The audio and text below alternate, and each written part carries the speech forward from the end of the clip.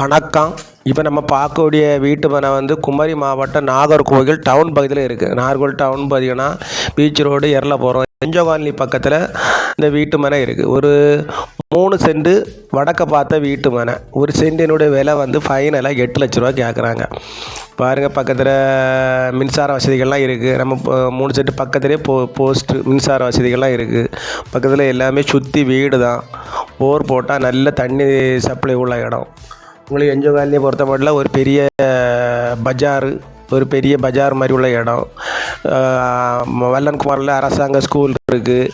பக்கத்தில் Yuan school இருக்குது. NGO காலனியில் யுவான் ஸ்கூல் இருக்குது. எல்லா வசதியும் கொண்ட ஒரு இடத்துல இந்த 3 சென்ட் வீட்டு மனை இருக்குது.